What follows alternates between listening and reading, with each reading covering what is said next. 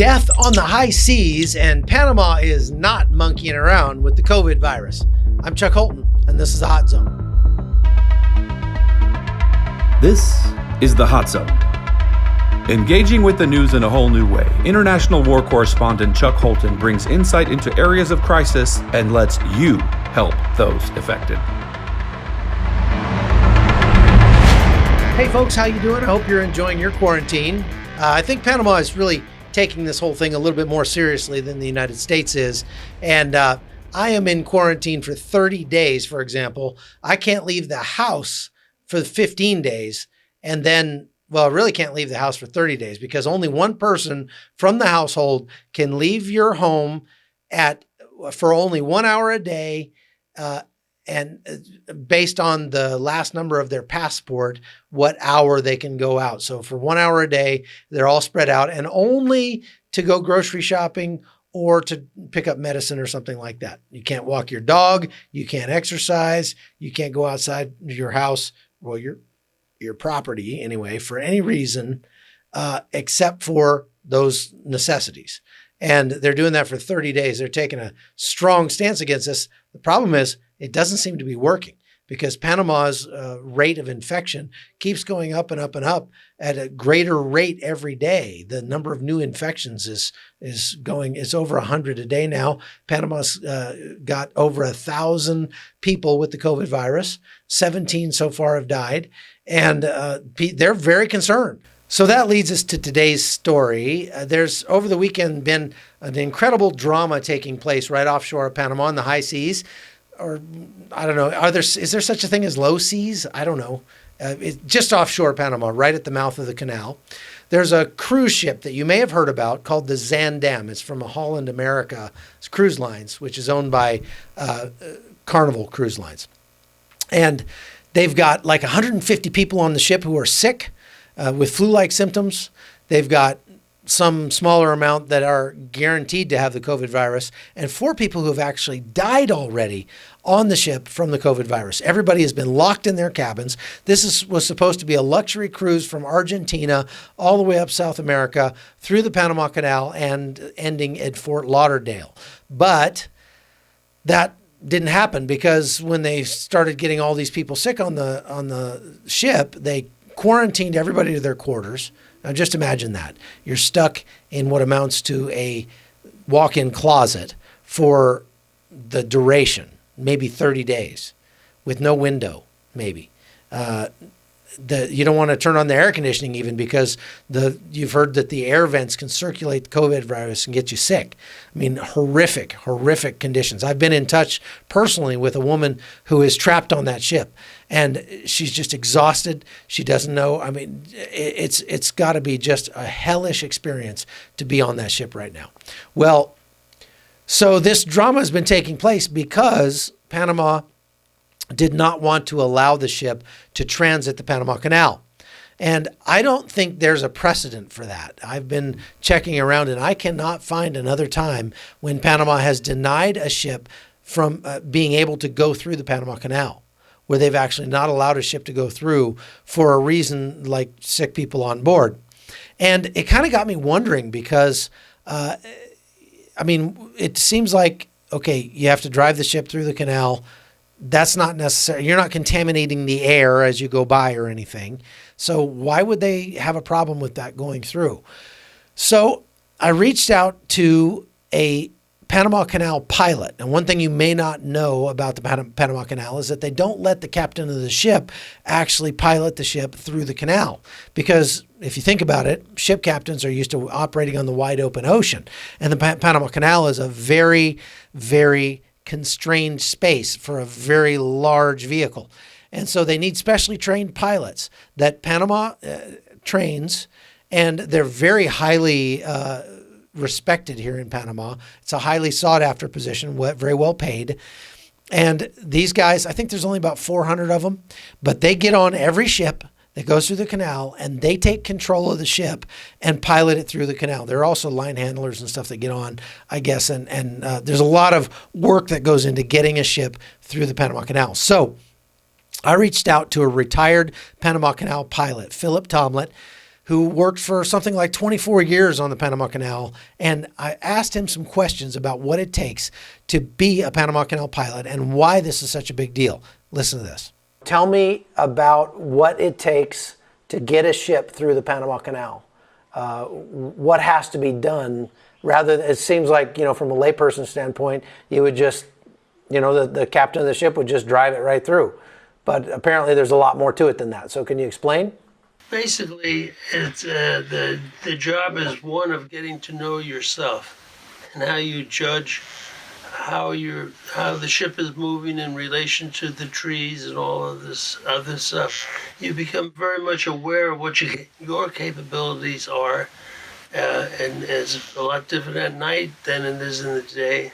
And it's one reason it takes about 8 years to become a senior pilot. And it's just experience and experience and experience.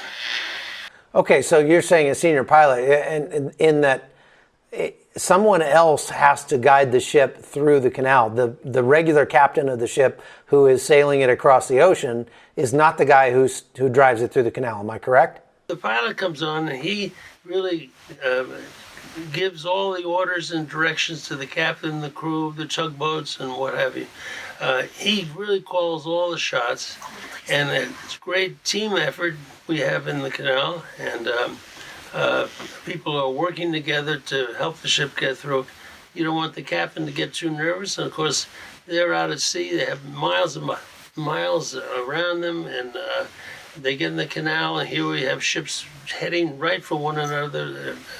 The amount of frustration and tenseness to them is just amazing. And we kind of developed that working habit, that kind of close work, and you don't really think too much of it. But for them, it's a real problem. And of course, you're running the ship, you're giving the commands, the orders, and if they have a collision, of course they're going to bear the brunt of this too. Why wouldn't Panama allow a ship to go through the canal? I mean, they're not going to spread the virus in the air as they drive by. What is dangerous to Panama about allowing a ship like that to go through the canal? Well, I would assume that the part of the problem is that people come on board the ship. The pilot, for instance, is not part of the ship. He's going to leave the ship. He's going to go home. And they have several line handlers, about 20, 25 line handlers come on to tend the lines at each end of the canal. And then you have tugboat people who are handling lines and what have you.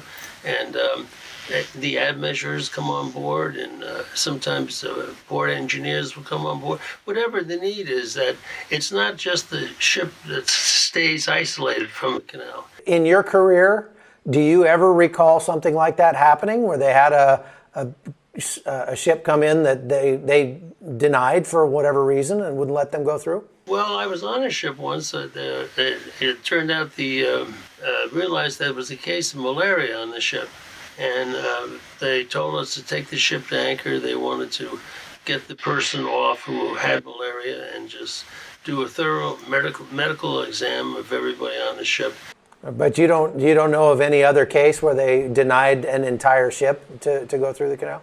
Extremely rare to get a ship and deny passage to a ship. There's enough intelligent people up there to be able to figure out a way to do it. Okay, so obviously it is a big deal, and Panama is very concerned about letting a ship come through the Panama Canal because of all of the people who have to get on and get off the ship when they get here. I'm cracking up at Missy here. She's got her little baby. She's got this little, if you're not watching this, you should be watching the podcast. This is a little Happy Meal toy that she's decided is her baby, and she carries it everywhere and treats it like it's her baby. She's very protective of it. See, look at her mouth. She's being all aggressive. She doesn't want anybody near her baby. So this cracks me up. Anyway, over the weekend, there was a lot of talk in Panama about should they let this ship go through the canal. What they did allow is for Holland America to bring another ship, a sister ship called the Rotterdam, through the canal to alongside the Zaandam in order to bring supplies, food, medicines, and things like that. And then later on, they decided to allow passengers who are not showing any symptoms to leave the Zaandam and go to the Rotterdam with the hopes that they'd be able to get through. But they weren't even going to let the Rotterdam through the Panama Canal either. So we got breaking news on Sunday morning that Panama had changed its stance and had decided to finally let both ships transit the Panama Canal under some very restrictive conditions. And I'm not exactly sure what that is, except to say that Panama says nobody from that ship can set foot in Panama. And I don't know if that means that the pilot of the ship, the Panamanian pilot that gets on, is going to have to ride that ship all the way to Fort Lauderdale, or if they're going to make him wear biohazard suits and decontaminate or something like that. Suffice it to say, they're taking extreme measures to make sure that the COVID virus doesn't get out into Panama. And that's a major concern because Panama already has like 1,000 cases of the COVID virus. They're very concerned because there's only like 50 ventilators in the whole country. And so far, I think they've got about 30 people in intensive care. So they're rapidly trying to expand the number of beds that they have to treat people, and they're very concerned about getting more cases into the country. That's why they completely shut down the airport, for example, for 30 days. That's why they're quarantining everybody in their homes for 23 hours a day. Very restrictive measures here in Panama right now. And I would say that maybe the United States could take a lesson from that, because when I see video of what's going on in the U.S., there's still people going out jogging, there's people going to the store, going out to drive-thrus, standing in line places. They're not allowing any of that in Panama, and it's really not making much of a difference yet. So that's the scary part. The bottom line is, when the Zaandam gets through the Panama Canal and is able to make it to Fort Lauderdale, its troubles are not over, because the mayor or the guy in charge of Broward County, where, you may not know, but 60% of all cruise traffic in the United States goes through 2 ports in Florida, and Fort Lauderdale is one of those. So they're very concerned about bringing a bunch more sick people into their county because they already have a strained medical care system. They have over 4,000 people with the virus in Florida right now already. So they don't want to bring more people in, and they're trying to decide what to do with these people. And I just have to wonder, is this going to crush the cruise industry? If you've been on cruises, I would like to hear from you what you think. Will you take cruises in the future? I personally have never been on a cruise other than the military, because it's not my idea of fun. Being crammed onto a ship with 10,000 other people, not my idea of fun. Being on a ship where I may be quarantined in my room for 30 days, not my idea of fun. I don't really like big crowds of people anymore, and I especially don't like being stuck in confined spaces for long periods of time. So there was a lot of talk about whether or not the cruise lines would benefit from this $2 trillion bailout that just got signed by President Trump, because the 4 major cruise lines in the world are headquartered in Miami. However, they're not. While their headquarters might be in Miami, the ships themselves are flagged in other countries like Panama. And so a lot of people are saying, hey, if they want a bailout, tell them to go ask Panama for a bailout. I can guarantee you that's not going to happen. Why would ships be registered in Panama instead of the United States? Well, it just makes sense from a business standpoint.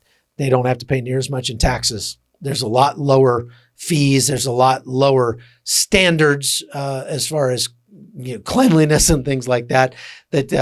So Panama has the largest ship registry in the world, and a large part of Panama's GDP comes from that ship registry.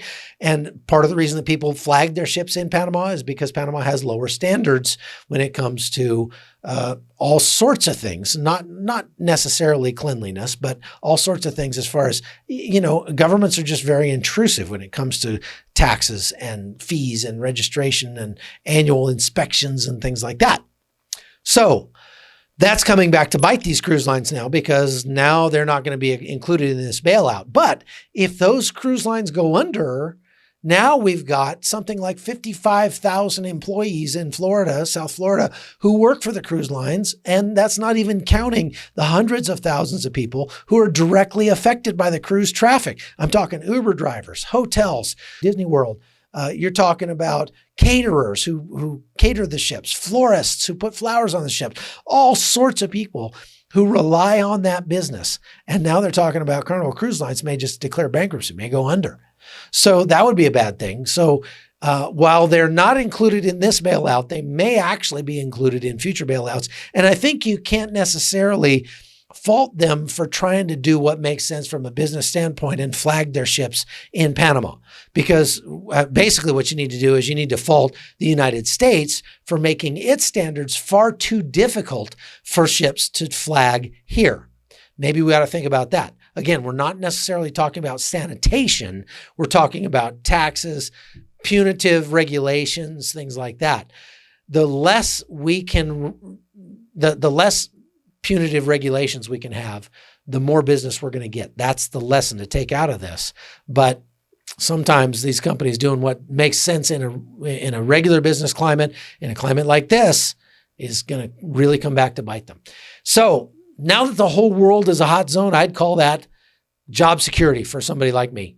And as soon as I can travel again, I'm going to be out bringing you the news from around the world. But in the meantime, there's still a lot to talk about, as you can see. So stay tuned. I'm Chuck Holton. This is Missy, and this is Minnie, her baby. And you've been watching The Hot Zone. Thanks for watching. The Hot Zone is produced by Amy Holton and Livefire Media. Copyright 2019.